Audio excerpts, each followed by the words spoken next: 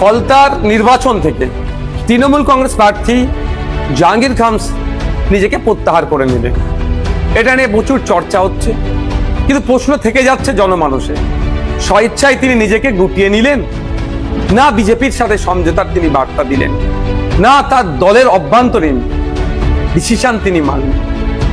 এই বিষয়ে উত্তর সময় কিন্তু কথা বলবে, উত্তর দেবে। কিন্তু আমার একটা জিনিস থেকে যাচ্ছে, আমার মনে হয় দুটো জিনিস খুব হতে পারে। একটা হচ্ছে বিজেপিকে সমঝোতার বার্তা, যে বিজেপির নেতৃত্ব, যে বর্তমান মুখ্যমন্ত্রী শুভেন্দু অধিকারী মহাশয় জাহাঙ্গীর খান সাহেব সম্পর্কে যে কথা বলেছেন, তিনি সে বার্তা দেওয়া যে আমি তোমাদেরই লোক, তোমাদেরকে সুযোগ করে দিলাম।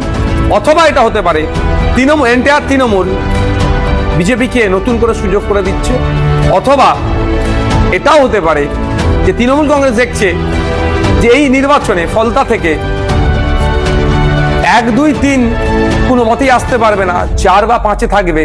সেই জন্যই নতুন করে আমার মুখ থুবড়ে পড়লে পার্টি ঘুরে দাঁড়াবার আর কোনো জায়গায় থাকবে না। ফলে এটাকে সুকৌশলে জাহাঙ্গীর খানের নাম দিয়ে এড়িয়ে যাচ্ছে। তবে সময় কথা বলবে। তবে তৃণমূল কংগ্রেস যে দুর্নীতি অন্যায় করেছে, সেই অন্যায় দুর্নীতির আর মাপ ক্ষমা বাংলার মানুষ করবে না। নতুন করে আর তৃণমূল কংগ্রেসকে বাংলার মানুষ চাইবে না। জেলার সব খবর এখন থেকে আপনার হাতের মুঠোয়।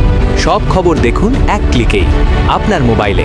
রাজনৈতিক, দুর্ঘটনা, খেলা, বিনোদন সহ আপনার এলাকার সমস্ত খবরের আপডেট পেতে চোখ রাখুন জেলার সর্ববৃহৎ এবং জনপ্রিয় ডিজিটাল মিডিয়া প্ল্যাটফর্ম ইনসাফ টিভির পর্দায়।